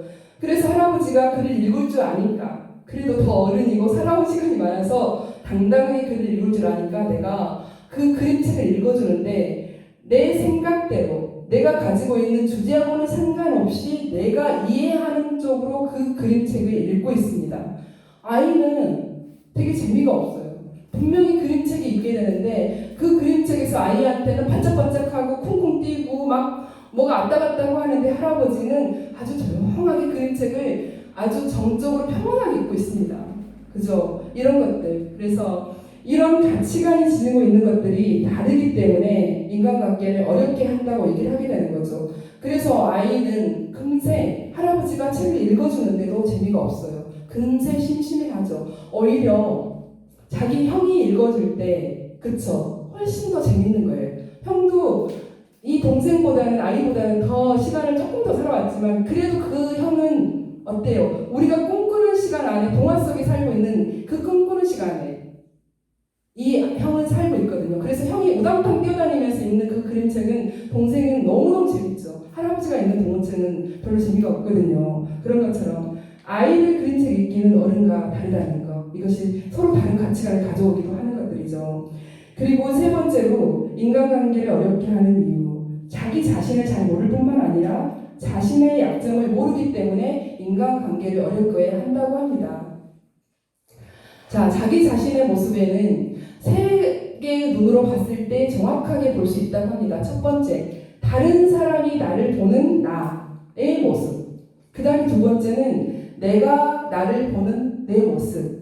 그리고 세 번째는 내가 잘 모르지만 내 안에 있는 나의 모습. 이 모습들이 내 안에 있는 내 모습이라고 얘기를 해요. 이 모습을 제대로 봤을 때 정말 나는 어때요? 나를 안다고 얘기를 할 수 있는데 보통 사람들은 내가 나를 모르면 누가 나를 알아? 라고 얘기를 하죠. 그런데 실제로는 그렇지 않다는 거죠. 다른 사람이 나를 보는 시선하고 내가 나를 보는 시선하고 내 안에 또 다른 내가 있는 시선하고 똑같았을 때 이게 진짜 하나의 나죠. 근데 사람들은 양면성이 있잖아요. 야누스처럼 양쪽의 얼굴, 오른쪽의 얼굴 다르고 왼쪽의 얼굴 다르고 심지어는 어떤 얼굴은 여자처럼 보이고 어떤 얼굴은 남자처럼 보이기도 하기도 하죠. 이런 것들. 사람에게는 선과 악이라고 있죠. 뭐 교회 다니다 보면 저희 이제 어렸을 때는 뭐 성당도 가고 막 그렇게 했던 것 같아요. 거기에 가서 보면은 어때요? 선악과는 따서 먹으면 안 돼라고 이렇게 가르친 것을 이야기를 들었던 것 같아요. 그럴 때 안 돼라고 하는 하나의 이야기가 있죠. 그런데 선악과를 따서 먹으면 어때? 라고 하는 또 악이 있죠. 그런 것처럼 선과 악이 이렇게 있는 거예요. 그래서 인간에게는 양면성이 있게 되는데 그 양면성을 공존하고 있는 양면성을 내가 볼 수 있었을 때, 그렇죠? 그런 것들이 어느 한 지점에서는 하나일 때, 그렇죠? 이게 내 자신을 잘 찾을 수 있는 거라고 얘기를 할 수가 있겠죠. 그 다음에 세 번째는 이제 그렇게 되었고요. 그 다음에 이제 인간관계를 어렵게 하는 이유, 신뢰의 문제죠. 이 신뢰의 문제 굉장히 중요한 부분인데 이거는 이제 믿음하고 연결 지을 수가 있게 되는 거예요. 한 번은 이제 친구랑 같이 어떤 사람들이 운전을 하고 갔어요. 근데 이제 운전을 하고 갔는데 한 친구는 술을 먹었고 한 친구는 술을 먹지 않은 거예요. 그래서 이제 술을 먹지 않은 친구가 그 친구의 차를 운전하고 가게 되는 거죠. 근데 문제가 생겼어요. 사고가 난 거예요. 자, 그런데 그 친구는 어때요? 부부 한정으로 자동차 보험을 들어놓은 거죠. 근데 사고가 났을 때는 내 친구가 운전을 했기 때문에 어때요? 무보험차를 운전한 거하고 똑같이 되는 거죠. 그럴 때 이 두 사람 다 덜컥 이제 술도 깨고 겁이 딱 나는 거죠. 그래서 두 사람이서 이제 사바사바해서 네가 운전했다고 하면 안 될까? 라고 얘기를 하게 되는 거예요. 그랬을 때 정말 그렇게 되면 안 되겠죠. 이것은 거짓말이 되는 거니까. 이거는 거짓말은 다음에 그 신뢰를 어때요? 모래성처럼 읽게 되는 거하고 똑같게 되는 거예요. 절대 거짓말은 한 번 한 거짓말은 절대 어때요? 숨겨지지가 않습니다. 그쵸? 언젠가는 들통이 나는 거짓말인데 그 시간 한번 모면하자고 그런 거짓말 하게 되는데 그 신뢰가 평생을 갈 수가 있다는 거예요. 예를 들어서 이제 두 사람이서 그날은 그렇게 모면해서 예를 들어서 거짓말을 하고 넘어가고 그 일도 그날에는 들통이 나지 않고 넘어갔어요. 그런데 두 사람에게 어떤 일을 하게 되고 나한테 사람이 참 괜찮은 사람이 우리 이 일을 하는 데 있어서 우리 회사에서 이 사람이 필요한데 내 친구 괜찮은데 그 일만큼 성실하고 괜찮은 친구가 어딨어. 내가 술 먹었을 때 운전도 해준 친구인데 라고 얘기를 하고 생각을 하게 되죠. 그러다가 그 친구를 하고 우리 회사에 입사를 시키려고 하는데 순간 자기 머리를 치는 일이 생각나죠. 그때 우리 거짓말한 적 있었지. 그 친구가 그때 그랬었지. 이거 이렇게 하면 넘어갈 수 있는데 라고 얘기를 했었지. 그렇게 되면 그러면 그 친구는 나중에 어려운 일이 생겼을 때 무슨 일이 생겼을 때 그거를 또 이렇게 그냥 넘어갈 수도 있게 되겠네 라고 하면서 어때요? 한 발 물러서게 되는 거죠. 그렇게 되면서 그 신뢰는 깨지게 되는 거예요. 그죠? 이런 신뢰는 믿음이 되는데 그리고 또 한 가지 있어요. 저희 아시는 분의 아버님이 이제 이런 얘기를 하셨대요. 어르신이에요. 그 아버님은 거짓말을 하려거든 네가 무슨 말을 했는지 반드시 기억해라 라고 얘기를 했대요. 거짓말을 하려거든 네가 무슨 거짓말을 했는지 반드시 기억하고 거짓말을 해라 그랬대요. 제가 2번 강조를 했습니다. 그만큼 거짓말이 무섭다는 얘기죠. 하지 말라는 얘기하고 똑같은 거예요. 근데 사람들은 자기가 거짓말한 거 그리고 그날 시간 지나면 모르고 넘어가 버리잖아요. 잊어버리잖아요. 그런 거죠. 그렇듯이 그러한 믿음과 신뢰는 같이 가는 길입니다. 그죠? 그래서 평양산에서 먹고 가야 되는 그런 부분들인데 이 하나의 신뢰가 어때요? 그런 믿음을 쌓게 하는데 이런 것들이 쌓이지 않으면 신뢰를 주지 못하면 인간관계를 어렵게 하는 이유가 되겠죠. 그 다음에 가치 있는 존재가 되지 못하기 때문에 인간관계가 어렵다라고 얘기를 하게 됩니다. 가치 있다는 거 굉장히 중요한 부분이죠. 아주 소소하게 가치 있다고 얘기를 할 수 있게 되는데 어떤 경우에는 정말 사소한 거 하나에도 토라지고 싸웁니다. 예를 들어서 여기 향교에 어떤 이런 유교 프로그램이 있고 선생님들이 와서 이렇게 모이고 있는 거예요. 그쵸? 그런데 이제 어떤 분은 앉아가지고 열심히 이제 그 체험 프로그램에 참여도 하고 고생도 하고 이렇게 하고 있는데 어떤 분은 또 그 고생하고 있어서 선생님 우리 이렇게 향교 프로그램에 참여해 주셔서 고맙습니다 하고 더운데 제가 생수라도 한 컵 드릴까요? 이렇게 하고 생수를 드립니다. 그런데 이제 저쪽에서 이제 막 올라오셔가지고 이제 계셔서 미처 내가 그것을 저쪽에서 일하는 사람이 미처 캐치를 못한 거예요. 캐치를 못하고 그분에게는 이렇게 물컵을 생수를 주지 못한 거죠. 그랬을 때 그거 하나에도 괜히 마음이 쓰이는 경우가 있어요. 내가 저 사람들에게 가치 있는 걸까? 가치 없어서일까? 사실은 그게 아니라 그냥 그분이 먼저 와서 거기 안에서 일을 하면서 땀을 흘리면서 열심히 공부를 하고 있어서 물을 마시면서 물 한 모금 드실래요? 하고 하는 것인데도 근데 거기에서도 아주 작은 것에 그거를 가치라고 생각하는 거죠. 내 존재 가치가 이만큼이었나? 라고 생각할 수도 있다는 거죠. 잘못하면. 근데 그게 아닌데도 그런 부분들이 생기게 되는 거죠. 그런 것들도 가치이기도 하고요. 또 어떤 상품 가치로는 내가 소비자로서 돈을 들고 있어요. 시장에 이게 물건을 사러 가게 되는 거죠. 물건을 사러 갔는데 희소성 있는 상품 같은 경우에는 어때요? 물건의 가격이 어느 정도 책정이 되어 있죠. 근데 언제나 구할 수 있는 상품 같은 경우에는 물건의 가격이 그만큼 비싸지는 않아요. 그것도 하나의 그 물건을 놓고 봤을 때 물건의 가치인 거죠. 그런데 내가 정말 얻고 싶은 물건을 제대로 돈을 주고 샀을 때 그만큼은 그 상품이 주는 가치를 내가 온통 얻어올 수 있는 것들이죠. 이것도 하나의 가치라고 얘기를 할 수 있게 되는 거예요. 그렇죠? 그래서 가치라는 얘기를 하게 되는데 가치 있는 존재가 되지 못하기 때문에 인간관계를 어렵게 한다고 하는데 시장에서 돈 주고 내가 물건을 사는 문제는 돈을 주고 사는 거니까 실제로 그렇게 그 문제 가지고는 문제가 발생하지는 않을 것 같아요.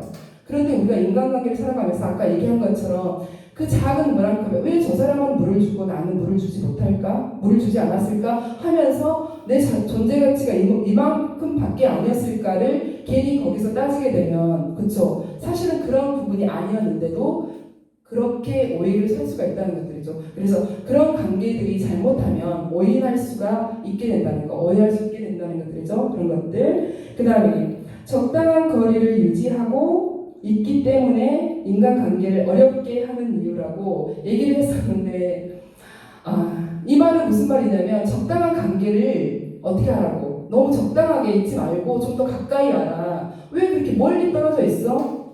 왜 이렇게 등한시하는 거야? 왜 이렇게 나를 대면대면 하는 거야? 내가 남이야? 라고 하죠. 부부끼리는 또 가족끼리도 그쵸? 그리고 도대체 당신은 나한테 관심이 있는 거야 없는 거야? 아까 말하는 것처럼 강아지는 끼고 자면서 뭐 나는 강아지만도 못해? 우리는 관계도 있잖아. 날마다 잠도 잤잖아. 이렇게 말하잖아요. 그런데 그 적당한 거리를 너무 많이 유지하고 있으면 이게 대면대면하고 꼭 등 돌리고 자는 것 같은 그런 느낌? 이런 거죠. 근데 말입니다. 요즘에는 이게 참, 이 말이 참 제가 어떻게 설명을 드려야 할지 저도 난감합니다. 자, 그건 무슨 말이냐면 요즘에 코로나19로 인해서 적당한 거리를 둬라라고 지금 현재 텔레비전에 자주 나옵니다. 너무 가까이 오지 말라고 얘기를 하네요. 코로나가 가까이 오는 걸 막고 있네요. 이런 부분들. 지금의 현상으로는 너무 가까이 가지 않는 것이 상대방을 배려하는 일인데 예전에는 그랬다는 거죠. 너무 가까이 오지 않고 멀리 그냥 저기서 나를 쳐다보고 있으면 진짜 저 사람이 나를 사랑하는 거야? 부인 맞아? 남편 맞아? 이렇게 되는 거죠. 이런 것들. 그런데 그런 적당한 거리. 예전에 해를 품은 달에서 그런 드라마를 했었는데 거기에도 연우가 나오더라고요. 연우란 이야기가 나오게 되는데 그 연우한테 그 임금이 그러더라고. 자, 눈앞에 있으라고. 너무 멀리 가지도 말고 그 다음에 가까이 오지도 말아라. 이렇게 하더라고. 내 눈앞에 눈 보이는 곳에 있어라 얘기를 하더라고요. 사실은 적당한 거리가 참 잘 있게 되면 적당한 거리를 잘 두면 굉장히 좋은 관계가 되는데 왜냐면 끌어당길 때 끌어당길 수 있는 만큼의 거리 그쵸? 그 다음에 어때요? 밀 때는 밀어도 서운하지 않을 만큼의 거리 이런 것들이죠. 그쵸? 우리는 남아있는 시간들도 어때요? 그 관계 때문에 흩어지고 이렇게 살게 되는데 선생님 우리들은 정말로 남아있는 시간들 너무나 많잖아요. 그 남아있는 시간들을 어떻게 소화하고 살아야 되는지 참 많은 시간들을 고민해야 되겠는데 자, 그 다음에 인간관계를 어렵게 하는 이유 그 다음에 각자는 같은 사실을 다르게 지각한다는 그런 이야기도 있어요. 그쵸? 그래서 뭐 며느리에게 이제 예를 들어서 이런 것들이죠. 자, 우리가 오늘 옥수수를 심고 콩을 심었어요. 옥수수를 심고 콩을 심었는데 옆집에서는 콩이 정말 잘 자라는 거예요. 근데 우리 집 밭에서는 옥수수도 잘 안 자라 콩도 자라지 않게 되는 것들이죠.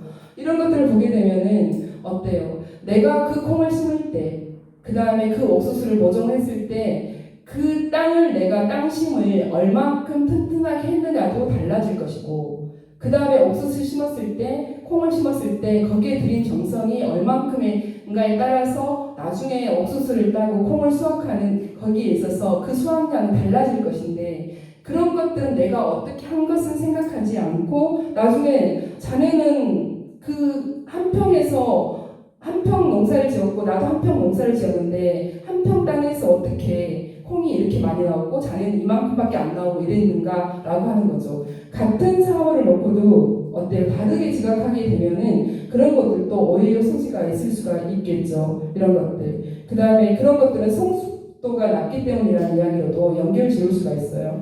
그 다음에 타인에 대한 기대치가 너무 크기 때문에 또는 많기 때문에 뭐가 되냐면 인간관계를 어렵게 한다라고 그런 이야기들도 할 수가 있겠죠. 그죠?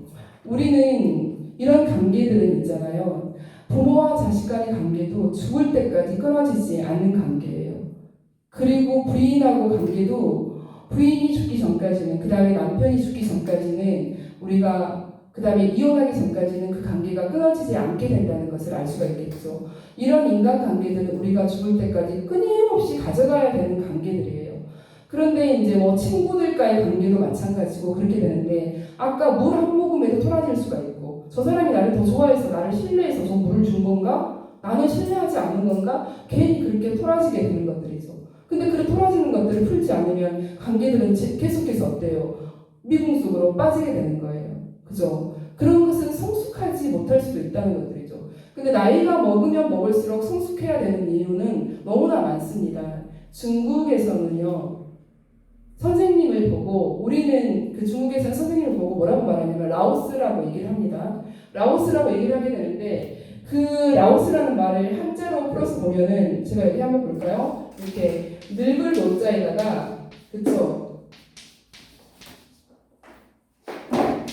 이렇게 사자를 붙인 선생님 사죠. 그래서 라오시우라고 얘기를 하게 되는데, 이 말은 뭐냐면, 이게 나이가 먹은 사람은 우리에게 가르침을 준다라는 얘기인 거예요. 그쵸? 그래서 중국어로 라오스를 선생님이라고 얘기를 합니다. 선생님은 어떤 사람인 거예요? 가르침을 주는 사람이죠. 우리에게 배움을 주는 사람을 라오스라고 하고 선생님이라고 얘기를 하게 되는데, 중국에서는 선생님이라는 표현을 쓸 때 라오스 늙을 노자를 썼어요. 자, 이 늙을 노자는 비단 이 사람이 나이를 먹어서 선생님인 게 아니에요. 그러니까 3살짜리에게도 배울 게 있으면 3살짜리 너도 나에게는 선생님이라고 얘기를 하잖아요. 그런 것처럼 그 3살짜리 아이한테도 늙을 노자를 써서 라오스라고 얘기를 하는 거예요. 그럼 그 아이가 늙었냐? 이게 아닌 거죠. 그 아이에게는 우리에게 배움을 주고 있는 그만큼 뭐를 가졌다? 지식을 가졌다는 거예요.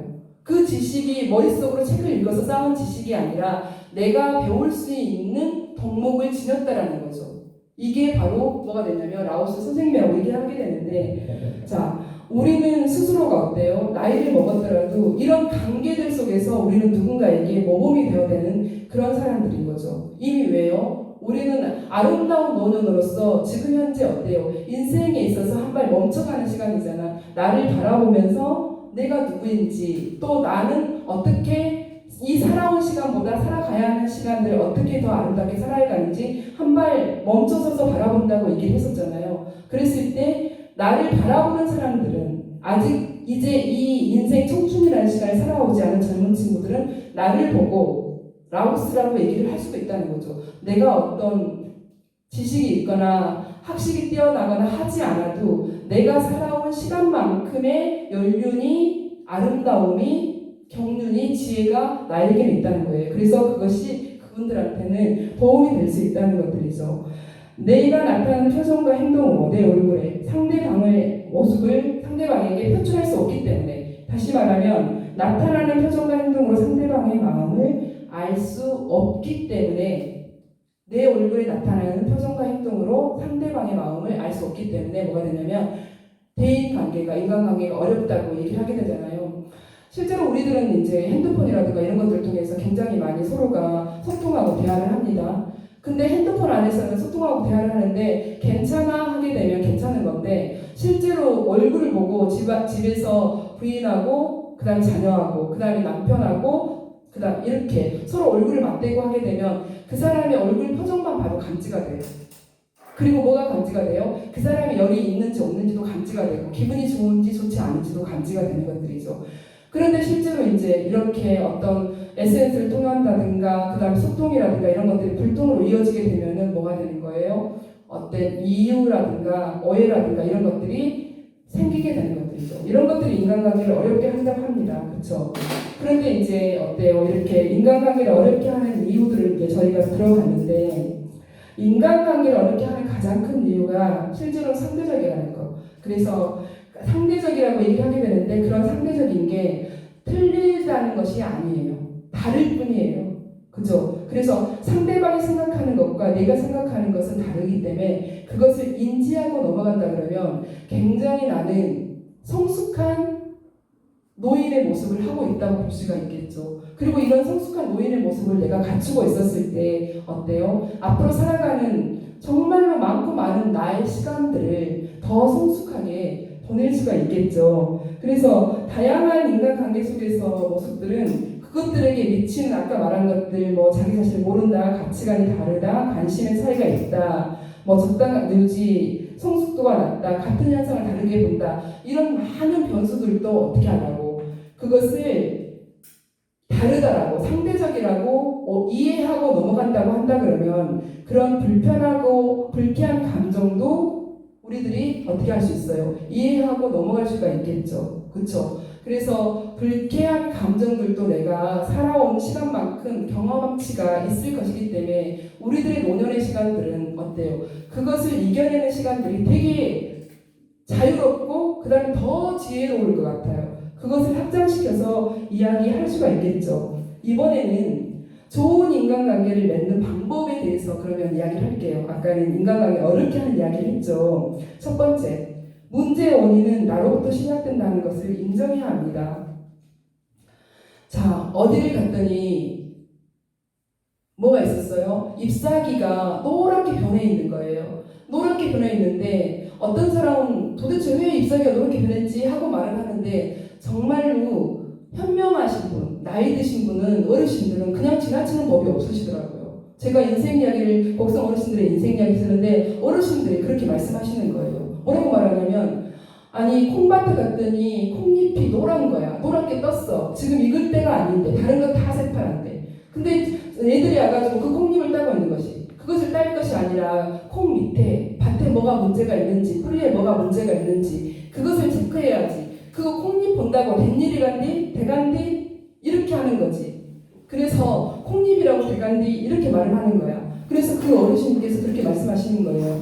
문제가 잘못되고 콩잎이 잘못됐을 때는 그 콩잎 자체가 잘못된 게 아니라 그 콩잎을 잘못되게 하는 그 문제의 원인 뿌리를 찾으라고 얘기를 하더라고요. 그래서 좋은 인간관계를 맺을 때는 어떻게 해야 돼요? 그 문제의 원인을 파악을 하고 그 다음에 그 문제의 원인이 나로부터 시작이 됐다 그러면 그것을 인정해야 된다는 것을 말씀을 드립니다. 그래서 좋은 인간관계를 맺는 첫 번째 방법은 문제의 원인을 파악하고 그것을 바로 인정해라 하는 부분이고요. 그 다음에 두 번째로 내가 바뀌어야 한다. 그렇죠? 내가 옳다고 해도 사회 안에서는 내 옳음이 굳이 다를 수 있다는 것을 인정해라 하는 부분입니다. 그렇죠? 맞아요. 내가 옳을 수 있어요. 그리고 나처럼 이렇게 많은 것을 배우고 박사학위까지 받았는데 나만큼 옳지 않은 사람이 어디 있어라고 한다 그러면 내가 사회에 나가서 어떻게 살 수가 있겠어요. 그쵸? 사회는 나 말고 또다시 돌아가는 톱니바퀴처럼 이런 바퀴들이 엄청 많은데 나 하나의 바퀴를 가지고 거기에다 끼워 맞추면 내가 있는 공간에서는 맞을 수도 있겠죠. 그죠? 그래서 내가 바뀌어야 합니다. 그죠? 그래서 좋은 인간관계를 맺어가는 것은 내가 아무리 옳고 좋은 생각을 가지고 있고 바른 규칙을 들고 있다고 할지라도 사회 안에서 그것을 형성해 나갈 때는 내가 바뀔 필요가 있다는 것. 자, 세 번째로 넘어가도록 하겠습니다. 마지막으로 인간관계를 좋게 맺는 방법 중에서 내 자신을 제대로 보라는 것입니다. 그쵸? 옆 사람이 내 앞을 가로막거나 그 다음에 나를 제어할 때 되게 몹시 기분이 나쁘죠. 사돈이 넌 산다고 지금 배 아픈 거야? 왜 내가 가는 길마다 막고 있는 거야? 라고 얘기를 하게 되는 거죠. 자, 그럴 때는 어때요? 그건 내가 성숙하게 못하기 때문에 이런 일들이 일어나는 거라고 얘기를 할 수가 있습니다. 그죠? 그래서 옆 사람이 내 앞을 가로막거나 견제하는 것은 나를 가로막고 내가 못됐다고, 그쵸? 나를 정말로 어렵게 하려고 그런 게 아니라 그런 부분들을 좋은 친구라는 것은 이렇잖아요. 나에게 좋은 말을 해주는 친구보다는 내가 어려울 때 내 약점을 그것을 다독여주는 친구가 정말 좋은 친구라고 얘기를 하잖아요. 그런 것처럼 사람들이 친구들이 내 앞을 가로막을 때 견제하거나 이런 것은 협력해서 갈 수 있는 방법을 내가 찾게 되면 어떻게 하는 거예요? 좋은 친구 관계가 되는 거죠. 그래서 좋은 친구 관계를 갈 수 있는 세 가지를 얘기했는데 먼저 문제 원인을 찾아라. 그 다음에 내가 바뀌어라. 두 번째. 그 다음 세 번째 내 자신을 파악하고 가라 라고 얘기를 할 수가 있겠죠.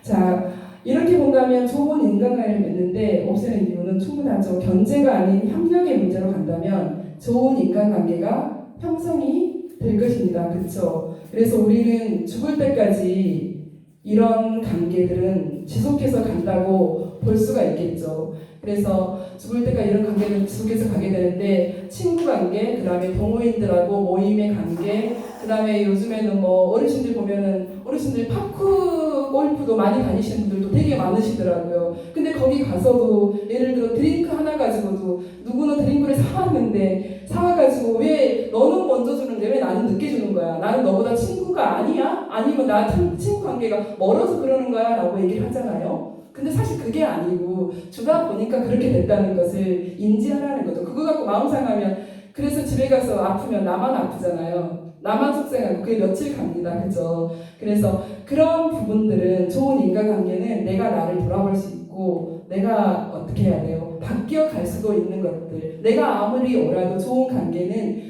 내가 바뀔 수 있을 때 진짜 성숙한 사람이 되지 않을까요? 우리 살아있는 시간 너무나 많습니다. 아름다운 시간들이고요. 그리고 노년은 아름다운 멈춤이라고 얘기를 했었잖아요. 아름다운 멈춤. 그동안에 청춘을 열심히 살아왔습니다. 그 열심히 살아와서 정말 다행스럽게 회사에서 은퇴라는 이름으로 나에게 잠깐 멈춰가라 얘기를 했고요. 그 다음에 내가 배터리 방전되듯이 내 몸이 방전이 됐어요. 그래서 한번 아플지 모르니까 충전하듯이 에너지 소모량이 너무 많았다. 충전 한번 해라 하고 나를 멈춰가라고 했을 수도 있어요. 그래서 노년은 아름다운 멈춤입니다. 아름다운 멈춤 앞에서 여러분들이 한번 쉬어간다 그러면 이제는 남아있는 아름다운 시간들을 내가 어떻게 하느냐에 따라서 더 아름다워질 수 있을 것 같아요. 그래서 좋은 인간관계를 형성하실 수 있었고 그 다음에 좋은 인간관계를 형성하려고 한다 그러면 그 관계들에 대해서 내가 너무 등한시하지 말아야 된다는 거. 사람들이 나를 멀리 두고 보더라도 내가 들여다보면서 이야기를 나누고 아 자네는 어때? 라고 먼저 이야기를 나누는 거. 그러니까 좋은 친구를 얻으려면 그 친구에게 내가 어떤 것들을 부탁을 하려고 좋은 친구를 만나는 게 아니라 좋은 친구는 아까 말한 것처럼 내가 그 친구의 부탁을 들어주기 위해서 내가 지금 이 자리에 있는 겁니다.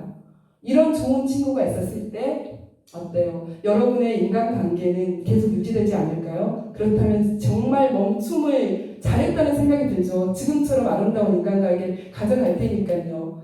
이렇게 해서 여기까지 마치도록 하겠습니다. 감사합니다.